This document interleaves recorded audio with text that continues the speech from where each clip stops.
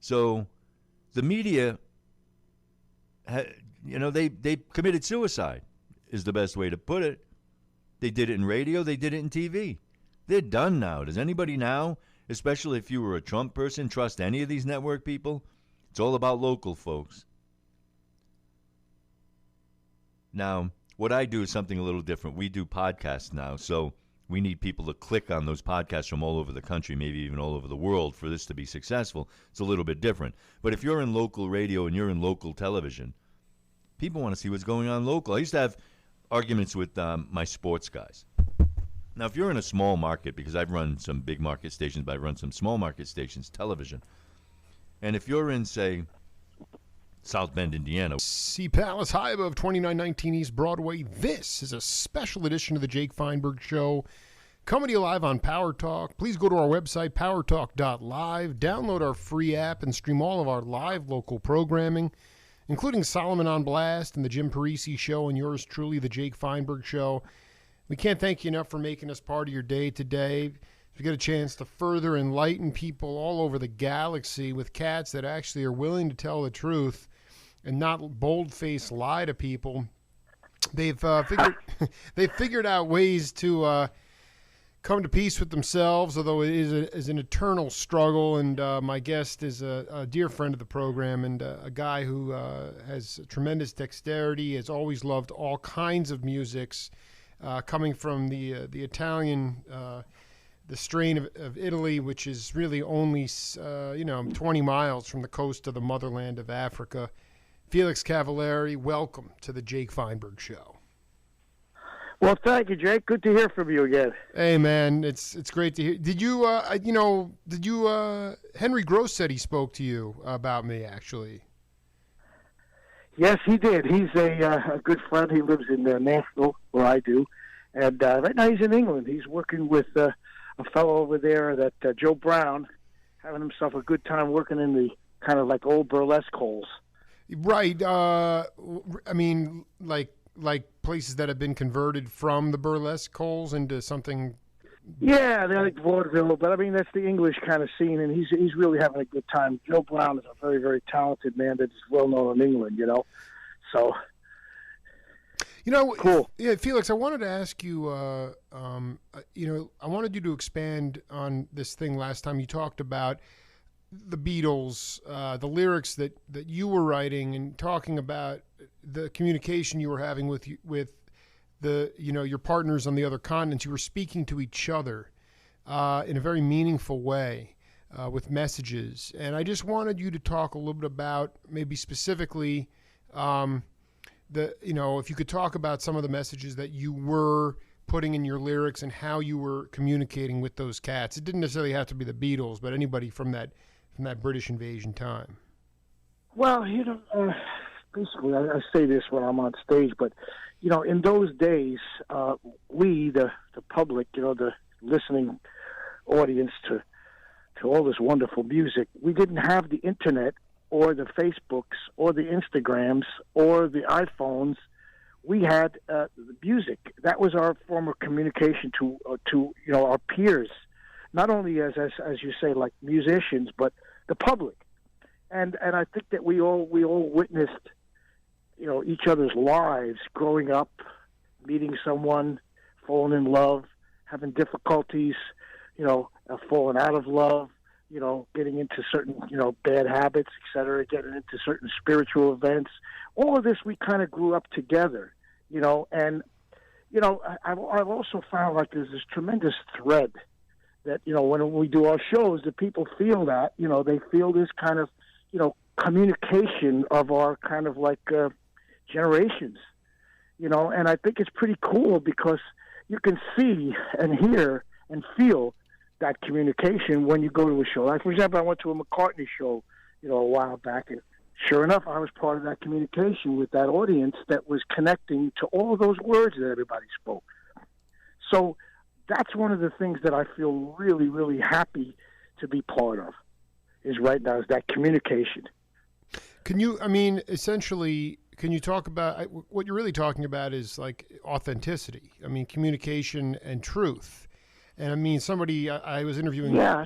I was interviewing Chico Freeman yesterday. The horn player, and he was talking about some radio interview asked him and Dizzy Gillespie, "What is jazz?" And Dizzy said, "It's truth, because when you go up on the bandstand, you're creating at that moment, in that moment. It's not premeditated. It's not in the future. It's right on the bandstand at that time."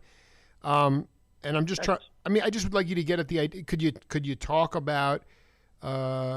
I mean, I was just listening to a cover of Revolution coming over here from John Lennon, and it was kind of like, it's like those. Is it just that these things can hold up and stand the test of time, and ultimately, because what I'm trying to get at is the idea of saying you make a lot. You guys made a lot of albums, the Young Rascals, and then the Rascals, and it's just right.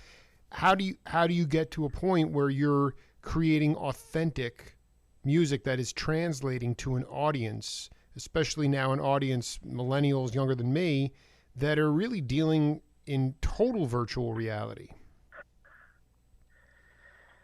Well, you're talking about both music and lyrics, so there's two different realms of this authenticity. We recorded for Atlantic Records, which basically, when we got there, was a jazz R&B label. And when you talk about the word, basically you're talking about jazz, you're talking about a moment in time that is captured on, in those days, tape, recorded, and, put out for eternity. And so that's the kind of the philosophy that we made our records in. Make it happen right here. Today it's a very different situation. You can do overdub upon overdub. You can change. You can copy. You can paste. You can do all these things. So that authenticity is not really there anymore, at least at that level of, really, really reality, And so that's how we recorded. We captured moments.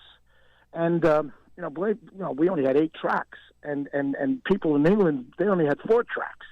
So now you've got unlimited tracks. By that I mean you can just add anything. You can chop syllables up and put your vocal together now. I mean, you can do the TH in that. You can take it from another take. Those days, you had to do it. You had a sound, so it was real. It was authentic.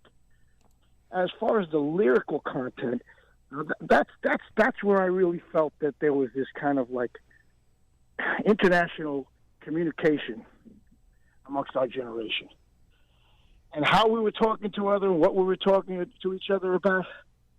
I don't know, man.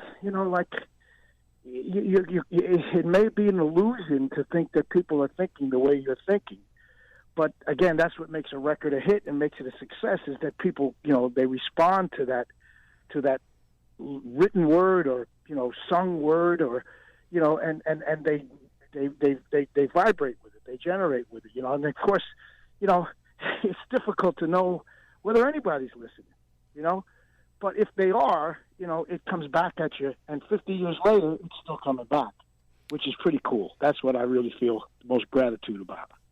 Can you talk as candidly as you can about because I also feel like the use of psychedelics had a lot to do with not just creativity, but I mean, you talk to any of the all I've been doing since I talked to you, man, is just continuing to broaden my show. I've talked to Wavy Gravy twice. I've talked to all the Merry Pranksters. Oh, no, I know. Hugh Romney. I know him. I know you do. And listen, and I know that you were, I know for a fact, I even though I don't, in my gut, it's all on gut right now, and I just know, I'm like, I have a feeling, because listen, Wesleyan College in the early 70s brought their entire musicology department brought over, I mean, I know you went there and came back with sitars and saros, but they brought over an entire classical Indian musical department, and on Friday nights they had things called curry concerts, and everybody would drop really pure liquid acid and melt into the music. And it's like, dude, so amazing. What I'm getting at is that LSD was legal when the Rascals were starting. I'd like you to talk about your even a seminal trip for Felix Cavallari. That's really great. Okay, well, I mean, real quickly, I mean, let me just go over, basically my youth, please, as they say. Please. you start off playing music and you emulate, you idolize certain people. Unfortunately, some of the people that I idolized took drugs, such as Ray Charles. So you say, well, maybe I should get into this stuff. Maybe I should do this, because you don't know. Nobody tells you. So you just get started in that world, and in the later days, as Rascals came along and we started going out into the West Coast, for example, these guys would come backstage with these little presents. And these little presents were what you're talking about. Oh, who were now? Were the pranksters there? I don't remember the guy's name. Owsley was the guy's name in San Francisco. This guy. Absolutely. Owsley made the most pure acid, right? Okay, so they'd bring the gifts back. Yep. Here, man, try this, bro. Okay, well, it's like, hey, I got this hand grenade. Would you like to put it in your closet? Why, sure. And as I say, there's something with youth that like we're all kind of Supermen, aren't we? I mean, nothing can hurt us. Well, hello. So, and I've always been a kind of a person that I'm really not afraid. I've got tremendous faith. I'll be okay. Yeah. Well, guess what? So, I started fooling around a little bit, doing these little things, and it was not funny. It was not funny. So there was this. I mean, that's how Jimi Hendrix got busted when he was coming from Canada. Some fan threw a bunch of drugs into his bag. Said, "Hey, man, take this." Put it in his bag and got arrested. So that's pretty much how that stuff happened. It was silly to even talk about because we took it pretty serious. I took it pretty seriously, my friends and I. I mean, we studied it. You know what I mean? We kind of believed in the rhetoric that we were being fed, that we were achieving a type of cosmic consciousness, okay? It wasn't a recreational thing. We were achieving a level of consciousness. Well, now we turn the calendar just a little bit ahead, and I met this man from India, Swami Satchidananda. Sure. And the first thing he said to me when we had a chance to privately chat, he says, you Americans, you're amazing.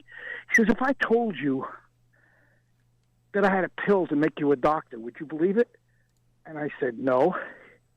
He says, there's no such pill, man. You can't take a pill and achieve cosmic consciousness. That's a myth. And I said, really? He said, come on, think about it.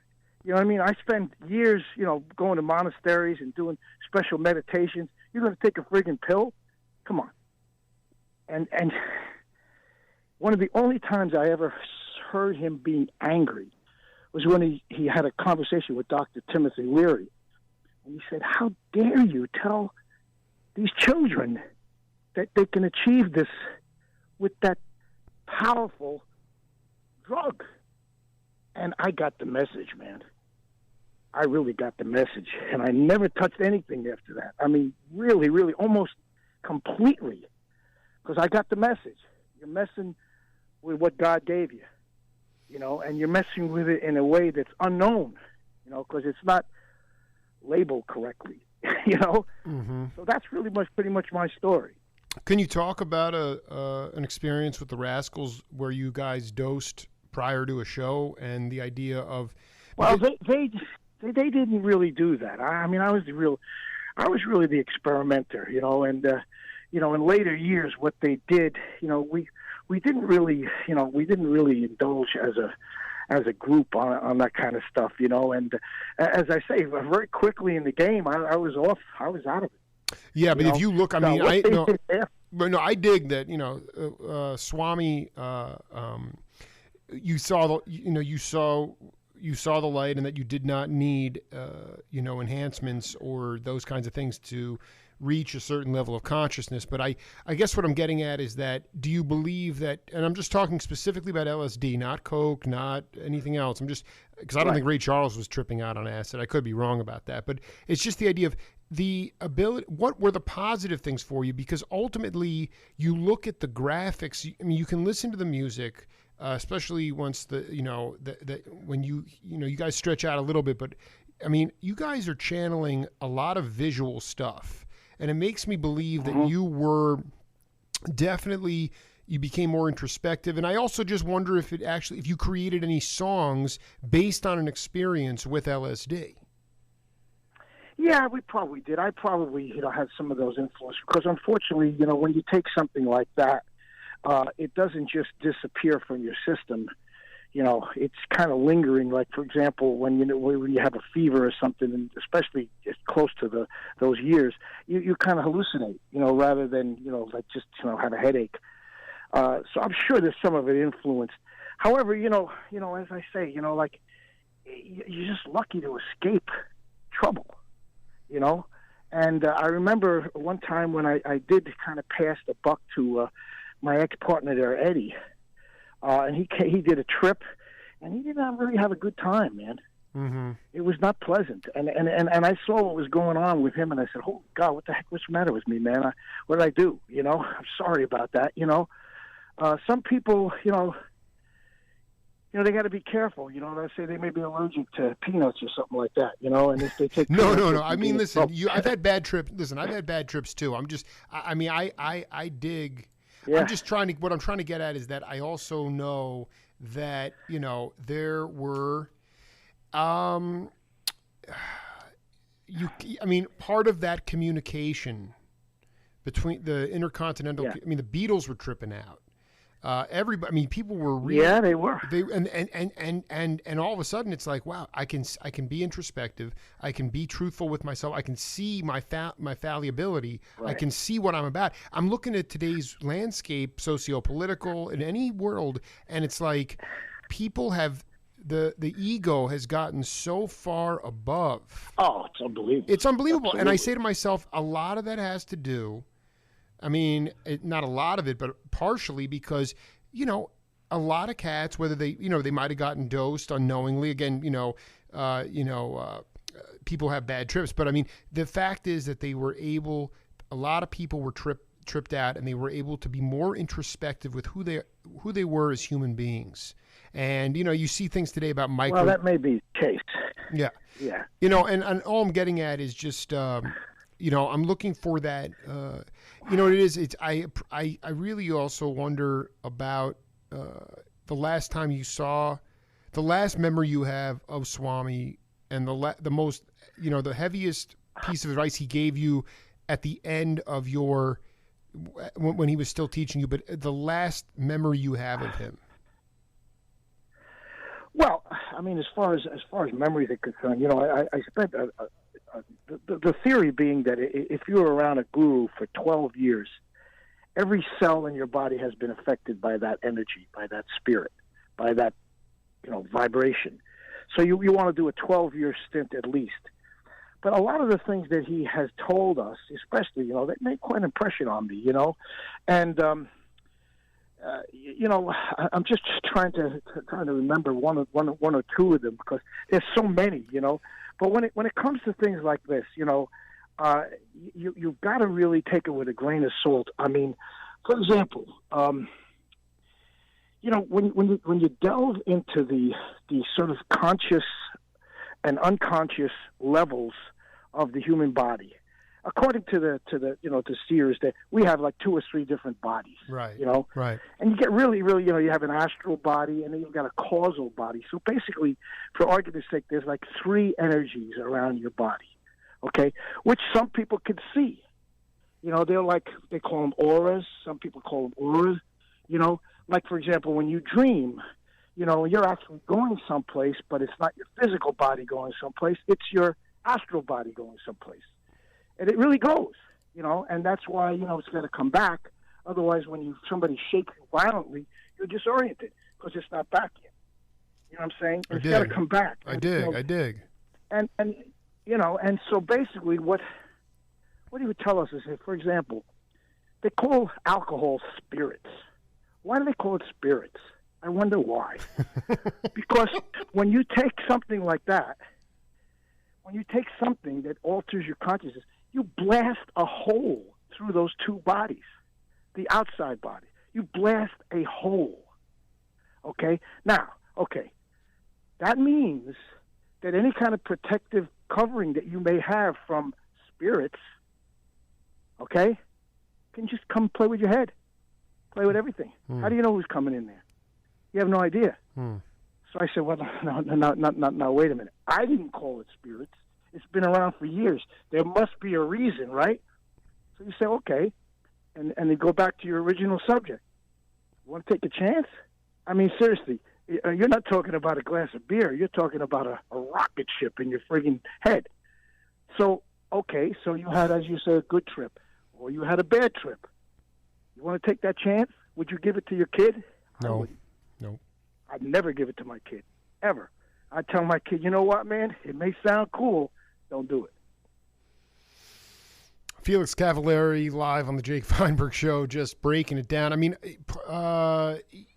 this is interesting. I really would love you to talk about the parallels, the Rascals as a quartet, and the first time you guys went down to, I guess it would have been maybe Stax, or at least you went down into the gumbo of the South and ultimately connected with a similar but different quartet in Booker T and the MGs. Right. Can you talk about those guys? Well, remember, yeah, sure. They were Atlantic guys too. You know, they were part of Atlantic, so they actually came to New York. Oh, they were. Were they part of Atlantic? Were they? They were part of Atlantic. But it was like a satellite. See, what Atlantic did was so smart. Wexler. They would go down to places. They would sign up rhythm sections. See. Such as, like Dwayne Allman's guys and Greg, those guys, they would sign them up. Such as Muscle Shoals. They'd make deals with them because, wow, look, these guys are not only talented musicians, but they're talented producers. Well, Stax was a different entity. Those guys were a hell of a lot more business-oriented than most in those days. So they didn't sign over everything. They just kind of, worked with them. So they were like a separate record company within. So they were way ahead of their time. So I met those guys, in the studio. Now Steve Klopper is a resident here of Nashville, so I know him well. But they actually recorded Groovin'. They did Groovin'. They did an instrumental version as soon as it came out, because they were part of the family. So I love that. See, that's community right there, man. Boy, that's great. Well, that's what Atlantic was, man. I mean, it was a pleasure working on Atlantic because – there's a huge difference when we went over to Columbia Records. That community was not there. It was corporations. Seriously, Mr. Simon is recording today, excuse me. Mr. Dillon is in here today. But at Atlantic, these guys would come right in the studio and knock on the door, man. What's going on, man? Otis Redding, I tell it all the time, stuck his head in the door one time and he said, holy God, they are white. Slams the door. That was it. No, I mean, I understand that part of it, but it was like, so I mean, in the sense that is it just the idea that you could be in cutting a track and Hubert Laws is having coffee? Was there something more than just the?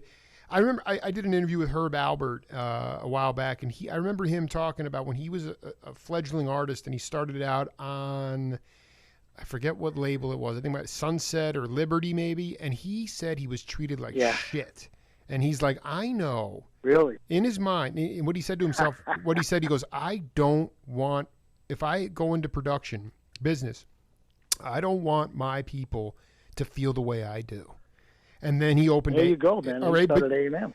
Exactly. But what it is is it beyond just walking into the building? Was it one of these things where they'd have, I mean, you could stumble into the Metropole or the Slugs, and then there's Hubert Laws up there, and they're like, yo, Felix, come up and jam with us. I mean, did it go beyond the actual recording process because, that community? Oh, absolutely.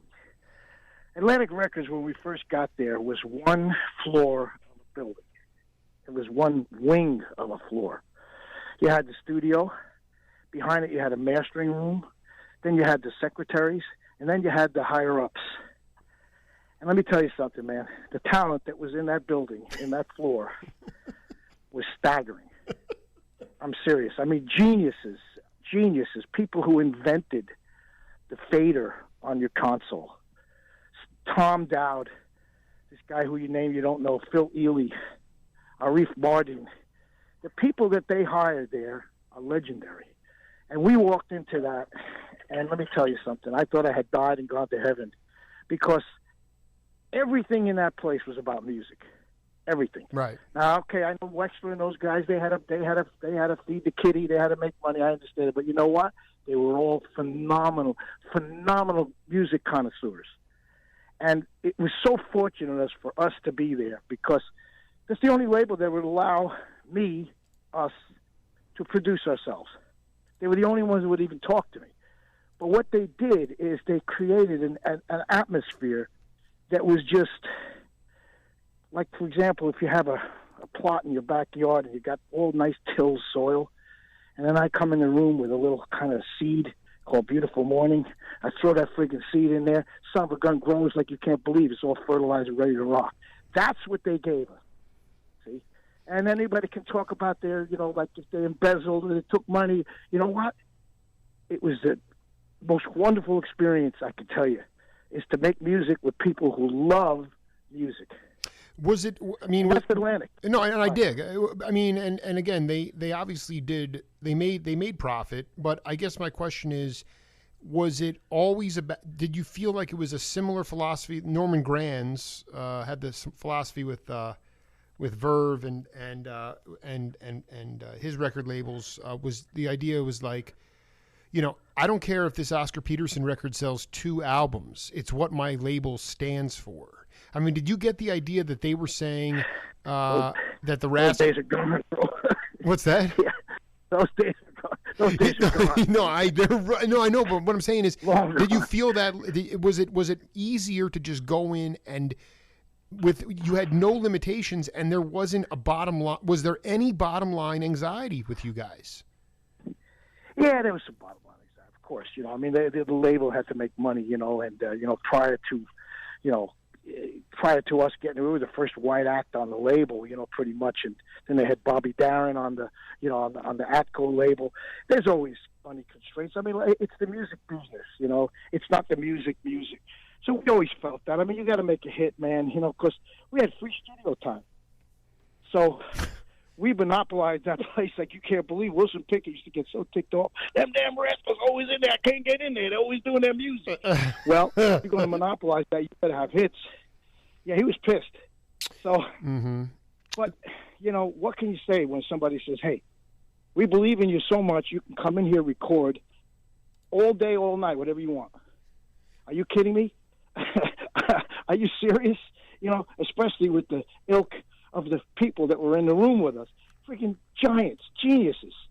And you sit around there and you say, like, okay, now I'm going to start complaining. Okay, what am I going to complain about? Most of our friends are over in Vietnam getting their tails shot at. So when I used to hear people in my band complain, I used to get sick. So you're kidding. I mean, what better life could we have than to be able to use our creative skills to go in there and make music, and people like it. So you're knocking it out of. I mean, this is what I'm trying to get at, though. But the idea also is that, okay, then you go to Colombia, and what is it? Just ironclad walls, concrete jungles, and nobody's smiling, and no secretary. Oh, it was all union operated. Don't touch the board. Don't come.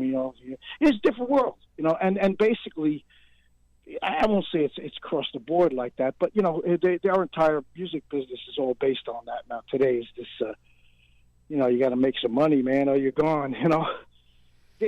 Columbia in those days. I mean, to their credit, they had artists like famous like Aaron Copland, and they would have artists that they knew weren't going to make money. They had some really talented jazz guys, basically that they knew they weren't going to sell. But those days are gone. That's how it was then. There was an honor and a respect to, geez, I'm putting Thelonious Monk stuff out. He's not going to sell anything, but you know what? It's Thelonious Monk, and he's on our label. How about that? You dig? Bruce I dig. Lundvall, people like that. Yeah. Did you hang with Monk? Did you see Monk? No. The Jazz Cats. I know you were hanging with the Jazz. I know you like Les McCann was in Atlantic too, man. That dude turned the lights off. Yeah, Tom Dowd was like, he's like, turn the lights off, man, and just rocking. I thought that was after. I'm just saying. Yeah, go ahead. Yeah, but I mean, seriously, Atlantic had those people around. and they weren't isolated from each other. They were like there, and so they accepted us a lot more than a lot of the other people would accept, because we were part of the family, and it was really cool, man. What can I tell you? What I just wanted, I've been talking to a lot of cats about this too, and I wanted to talk to you. This is more of a rhythmic thing, but I wanted you to talk about the concept of the idea that any note, if everybody's on the same page in a live context and you get into an improvisational free jam and you get lost and you lose the one, just know that any note can be the one, that it will all come back around again. Okay, so if you lose the one, any note. Well, it's interesting that you say that. There's a theory about that. I think Juilliard tested this, but basically they would take a group of musicians, put them in a room with no music, and what would happen basically is guys would start playing, and of course it was chaos in the beginning. And then it goes to something that's extremely, extremely musical. Yes. And then it goes back to chaos. So it's really interesting because you see and I'm only giving you my theory. I have to talk to some people who are really much more. No, I want your. I want no. I dude. I talk to. I want your. I don't care about. I believe it. Go ahead. I believe it's very simple. If you allow the spirit, let's put it that, okay? I love it. To play instead of you're cool. As soon as you start playing, you're done. You're done. You know what I'm saying? Like, otherwise, like, I wonder what this cat's doing. Let me see what they listen. Oh, I get it. Okay. Well, let me do my thing. You're done. That's it. Because everybody starts thinking like that, it goes right back to, how the world began, chaotically. That's my opinion. Can you personalize it to your own musical career, that philosophy, and how it works within the group context? Yeah, I think that's the story of every group that's out. I really believe that. I believe that's the theory of relativity when it comes to every damn group I've ever been, as in court, fighting, and all that. Yes. When you get that spirit flowing through the room, man, it doesn't matter who's doing it. It doesn't matter. You know what I'm saying? As long as you keep it that way. When you start thinking, well, hey, you know who I am? You know what and then goodbye. It's gone. Right. No, you broke up. And that's what, what it is? Okay, so I interviewed Miroslav Vitous from Weather Report, the bassist, and he talked about. Oh, yes. Okay, when he joined, actually he was, I believe, Atlantic. Yeah, I think Atlantic Records as well. And when he first came over here, and he talked about it in a little bit different. You talk about the spirit, but he talked about it playing music from the heavens. And I know the music's coming through you. Okay, that's ultimately what you want to channel. Right. All right, and it was him and Wayne Shorter, Alphonse Mouzon, and then Joe Zawinul. Now, I mean Zawinul, I got no problems with Zawinul, but what this is what you're talking about with the ego and the heaven, right? Because what Miroslav said was, Wayne could play music from the heavens. He could. Al Mouzon could. Zawinul struggled with it, and when he got insecure. Right, his ego got in the way, and Miroslav said when they started to channel that stuff, he would just go down his keyboard like, blah, blah, blah, blah, and then he would start playing one of his own tunes to basically say, I'm not going there. Okay, so it's like it's the ego versus the heaven. The spirit and that's what it's all about right there. That's the story of mankind right there. That's what your gurus teach you. That's exactly what they teach you. That's the whole subject, which is pretty simple until you try it. Oh my God, it's real. I mean, can you talk about a period when you were how you? I mean, because it's not like you just flipped on a dime. I mean, you were the experimenter. And then you found your guru, and now, but it's not like Felix Cavalieri turned a switch, and for 40 years you've been just even keeled, and your auras. I mean, I think could you talk about even when you were completely sober and trying to, but you have your habitual nature and how you had to fight, really not fight your habitual nature, but how you overcame it to access your true nature. I mean, can you point to a time where you overcame that? Yeah, I mean, as I say, yeah, I really can. I told this story, basically earlier, like the beacons of our generation, were the Beatles, whether we want to admit that or not, for not only our musical, but our culture. All of a sudden they got involved in this Maharishi Mahesh. Okay, well, I happened to be over there, and I happened to have a conversation with George Harrison, Mm-hmm. And I went to his home, and I said, "Hey, George, do me a favor, man. Can I ask you a question? I just met a guru in New York City. It's about 1966. And, I'm one of these guys that, like when I go into a swimming pool, I don't put my foot in, I jump in. And I usually submerge myself. So, is this stuff for real? Because I'm about to jump in a pool." And he very, very simply and briefly looked me in the eye and said, "Yes." So, again, I don't know how many people even talk about these things anymore, but, when you take a guru takes your so-called as a student or as a disciple, it's a serious thing on his end, and it's a serious thing on your end. You know what I mean? Oh, absolutely. But I mean, how did you have to? So when you say serious, what? I mean, it's not a joke. And you weren't even aware of what it. Yeah. Right. Go ahead. Well, I had read a couple of books that I kind of had a pretty good idea. There was a book called Autobiography of a Yogi that was out in the 60s. Sure. Very popular. Teacher by yeah, and that kind of was my introduction. But there's nothing like being there, and like I say, there's no reason to be with somebody if you're not going to pay attention and listen to what he's teaching. Just go home. So basically, what I learned from him, was this exact subject that we're just talking about the, the constant tension between you and it. And we're all there. I mean, that's human nature. What are you going to do? And some people don't pay any attention to it. They're not interested. As a matter of fact, there's an awful lot of people who are not interested. Most people pay attention to themselves. And so there you go. Now we got wars, and we got, angry, and we got mobs, and we got robbery, because they're not tuned in. If you tune in, you're in for a great surprise. Is it more effective? I guess what I'm getting at too, in Nash, Vegas, where you are, Tucson, where I am, anywhere you want to go, you can go to any yoga studio in the world, and that's great for, learning meditative techniques, calming your brain down.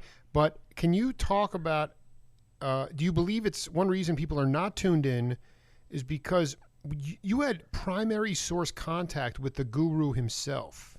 Okay. Absolutely. Okay. The Absolutely. Gurus were coming here. I mean, listen, my wife is Taiwanese. We have a huge Chinese community here. They're brilliant. They're smart. We have tons of scientists and doctors and same thing with India.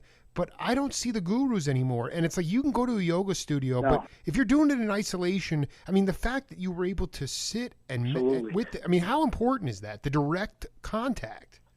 Well, of course.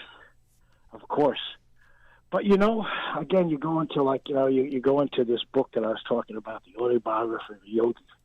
When you read that book, as you get to the end, it says to you, if you're interested, ask, and it will come. And that's exactly what happened to me, man.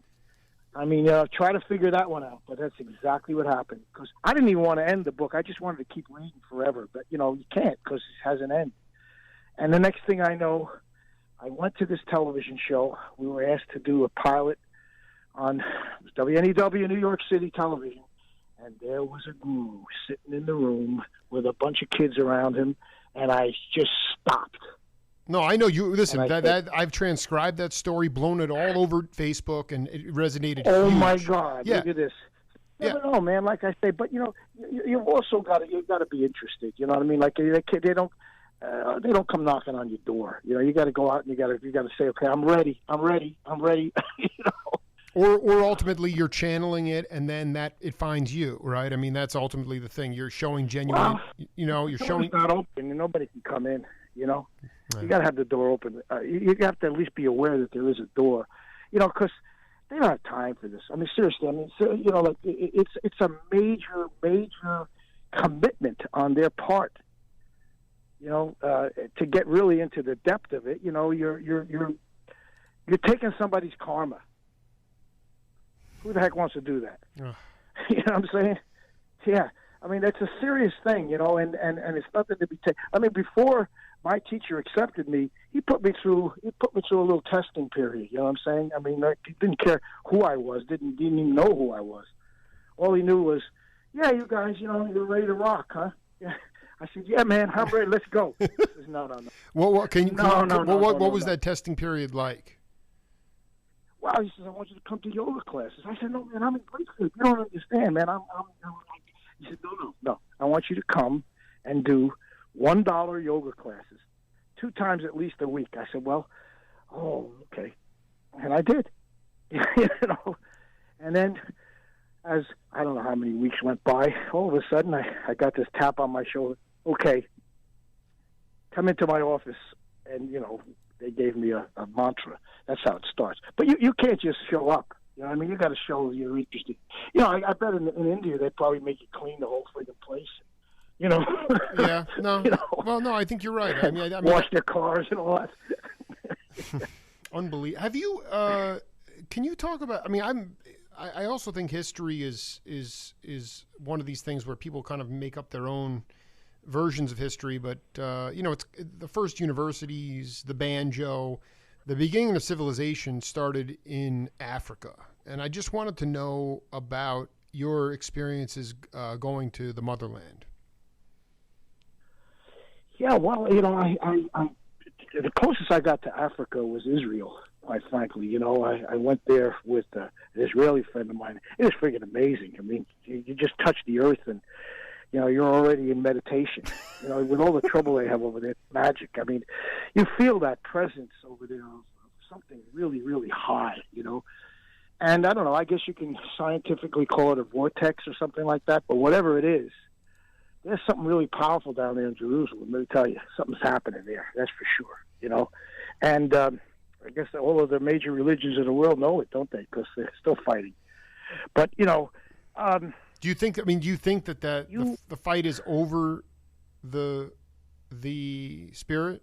I mean, it's totally, you're right. I mean, it sounds obvious that it's a holy war, but are they trying to get at what the land that Israel's on? Is that really what it's about?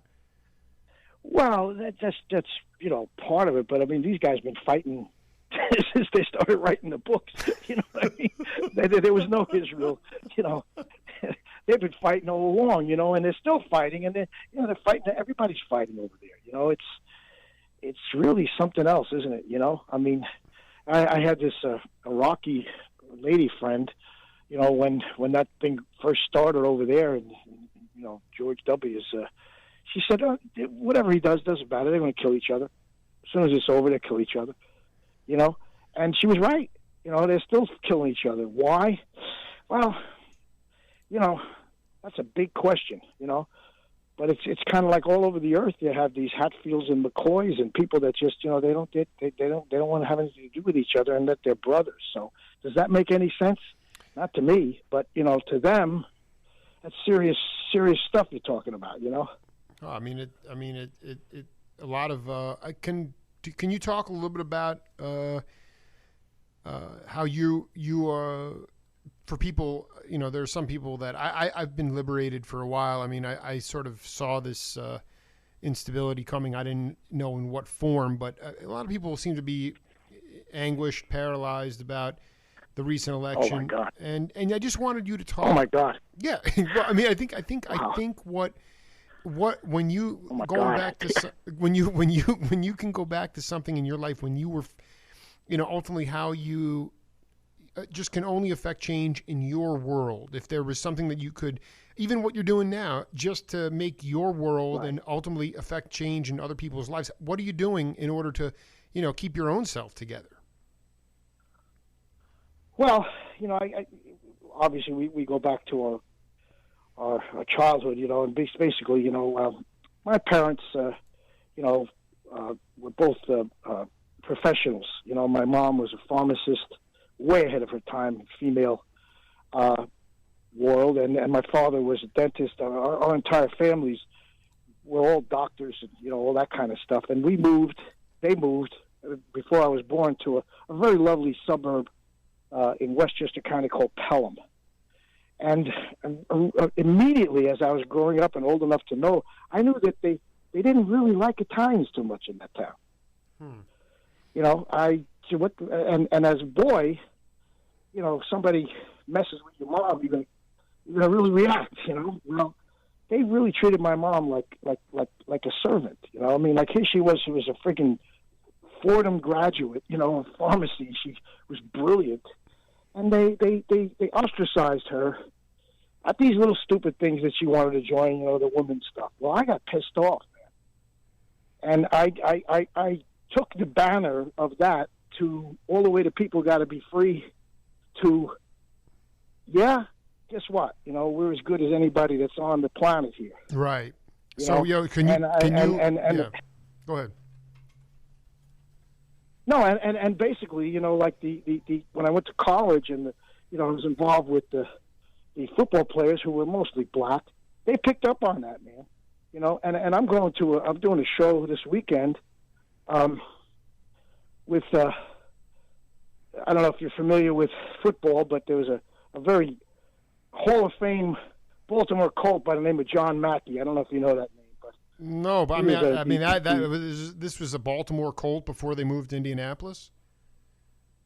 This was a Baltimore Colt. He was also a Syracuse Orange man. He was a Syracuse Orange man. And you're doing a gig with this cat? Yes. Nope, he's gone.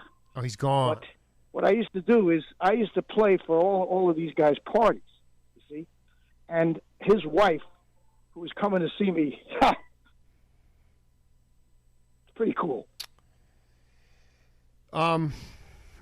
So you get like kind of bonds with people who know that you're on the right side, and right. That's what I do, and so this has been going on for a long time with me, but it started watching people not accept, for example, there was a country club in our town, no Jews, no blacks, no Italians, no Spanish. Okay, you know how boring that freaking place was? Yeah. But I mean, that's the humbling part. Yeah. I mean, it's been here. Alcohol, Do you, can you put yourself outside of yourself and look at younger cats and in Nashville, which is really one of the few recording hubs. LA doesn't have that scene anymore. San Fran, these things, the Brill Building is long gone. And, what has changed? How has the landscape changed? Is it in some ways, do you feel bad for younger musicians? What is the upside? What is the downside for cats that are trying to, because ultimately here's the thing. It's like, I'm looking at this quote from George Duke that I transcribed, rest in peace, that when I interviewed him, he goes, there were studios in New York, A&M Records in L.A., Berkeley at Fantasy. Musicians didn't just record at home or by themselves. You had to go to the studio, and there'd be 3 or 4 sessions going on. Yeah. Inevitably, you ran into somebody else. He goes, that's how the music grew, and I think music today has suffered a little because there's not that kind of interaction, especially, this is the key line, especially between artists of different genres. So that's the point, is that... Well, that's true. And you know what I'm saying? So can you talk about what the scene, if you are privy to the scene, what is it like? What are the challenges? What is the upside and the downside? Well, there's plenty of upside because you've got like internet around now, which can work for you or against you. Like, for example, you could become a well-known, entity in seconds with the internet. That was impossible. You just become famous virally all over the world in an hour. I don't find that what you're talking about in Nashville. Guys down here and girls down here, they get together, man, and they jam and they play and they write and they rock. And the spirit down here of music is extremely healthy. Now it doesn't mean that it's an open door for them to walk into the Garth Brooks and all those people to get their songs anymore, because the greed factor is on the table. But this down here, this place is amazing. You know, I mean, I ran into some 3 young ladies last night that were sisters. They were so positive. They've been trying it for 5 years. You couldn't knock them off their high just because they haven't made $1. It's very, very alive and well down here, and that's why I'm here.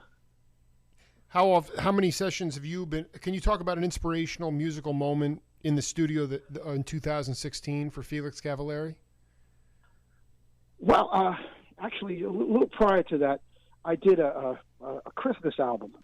You know, my manager said, "Why don't you do a Christmas album?" And I said, "Oh man, come on, I can't do a Christmas album, man. It takes so much time." And, well, we did a Christmas album with we did it like in the new world, in the computer world, rather than in the session world. And I tell you, man, it came out great. I mean, I'll send you a copy. I'm really impressed. You know, our guitar player, you know, for example, I said, well, look, you know, my manager said, look, write a couple of songs, but people really don't want to hear new stuff. They want to hear traditional stuff. I said, okay, great. What's better than the Phil Spector album, right? Mm-hmm. No such thing. So I said, let's do a couple of those. Well, little did I know that the tracks that we put together were going to be exact duplicates of what Phil did. I never expected it. I thought we'd have, like, you know, 4 instruments. These guys, man, they put together, like, you know, everything, the timpanis, you name it. So it blew my mind. You know, that was impossible years ago. You could never do anything like that before computers and plug-ins and stuff like that. So there's good and there's bad and everything. You know, the problem I see today, seriously, is that there's just too many people that want to do this. You know, they think it's a blast, and they're right. It is a blast. But is it a supply and demand issue? Is that what you're getting at? Oh, absolutely. Yeah. Yeah, you know, I mean, I'll tell you a funny story. You know, like, I have a son who's, well, he's married, man, with a kid, but he wanted to be a musician, you know. So about 10 years ago, 8 years ago, came down to Nashville. I brought him down here, you know. And he says, Dad, you know, man, if I could only find one guy, one person that wanted to hear my music and just sign me up, like, for a deal. You know, I know. I said, I'll tell you what are you doing? Are you hungry? Let's go to a restaurant. Okay, pick a restaurant. So we happened to pick this restaurant called P.F. Chang. I said, okay. So we go sit down. The waiter comes over, says, how you doing? I says, man, let me ask you a question. What do you do? He says, well, I'm waiting on table, but I'm really a musician. If I could only find one guy that was interested in my songs. I said, you see, this whole town's trying to do that. Wow. You know? Yeah. I thought you were going to say that I thought you were going to say he set up his rig in the corner of P.F. Chang's and started playing there. All I'm saying is the venue. Well, after after the judge did that in a hospital bed. I mean, I think that's he gave a tape to one of the patients. Well, the other thing that's really a revelation to me too. I mean, I've been doing interviews with Mtume and you know, cats. I mean, dude, the San Francisco State Jazz program. There was no jazz. Well, I just mentioned Mtume's name, and he's calling me on the phone. That's bizarre. Oh wow, it's so crazy. Well, but I gotta get out of here anyway. I got DirecTV here knocking on my damn door. Okay. So, yeah. No. So do you need to go? I need to probably wrap it up. I got a DirecTV coming and making an install right now. So, but we could talk again. When is another good time? Yeah, well, no, I was actually thinking that if we're doing this interview because you are coming to Tucson. I was just kind of hoping I really hope we can meet in person. Actually, when you come down here, maybe just grab. Well, I'll tell you what. I mean, you have my email. Let me give you my email. Yeah, sure. Because I'm not sure exactly when we arrive, but I certainly love to hook up with you. Yeah. I mean, we can. If you text, I have your number. I mean, do you text or do you want? Oh, well, there you go. Just text, absolutely. All right, I'll text you after the show, and we'll. What, the 10th, right? That is going to be December 10th, and honestly, that's a Saturday. And if you arrive on Friday night, you could come in studio and hang for a minute before sound check because my show's on Saturday as well at noon. We can figure it out. We can even grab a cup of coffee. It would just be cool. It'd be cool to meet up. Yeah, I think I do get in. We usually, when we travel that far, we get in the night before. It's too dangerous these days to fly day of show. Okay. So let's just stay in touch, man. Let's keep in touch on that, man. And I'm sorry I got to run. But hey, man, listen, DirecTV, man, it's the way of the new world, you know? Yeah. Tune into the universe. All right. Yeah, love always, Felix. All right, bless you, brother. Talk to you soon. Later on. Thank you, my man. All right, man. Later. legendary character and a guy who was part of one of the seminal rock groups of the 60s. Even my boss here at the station, Jim Parisi, was cranking the Rascals on FM, AM radio back in the 60s. Who knows? You might have even saw them live up in Rhode Island in the New England area. And then actually the Young Rascals, when they dropped the Young and just became the Rascals, the music stretched out even more. And hopefully we'll get Felix in studio possibly on the 10th before his show at the Fox Theater, playing a Christmas show at the Fox Theater on Saturday, December 10th, so don't miss that either. For now, we're going to wrap it up, and I want to wish everybody out there a happy Thanksgiving. The Jake Feinberg Show will be back at its originally scheduled time on Saturday at noon. Enjoy your turkey, enjoy your gluten-free stuffing and gluten-free turkey and all the trimmings. Love to everybody here at Power Talk, and we will see you all in a little bit. Well, you got Notre Dame and things like that. If you're in Tucson, you have, the Wildcats. You have some good teams. You got the Arizona Cardinals. You can do statewide stuff. But if you're in Bangor, Maine, which is one of my first news director jobs, okay, the freaking frozen tundra of Bangor, Maine, all you have is Stephen King. That's about all you have there. If you're in that market, what my, usually 21-year-old sports guy wants to do is talk about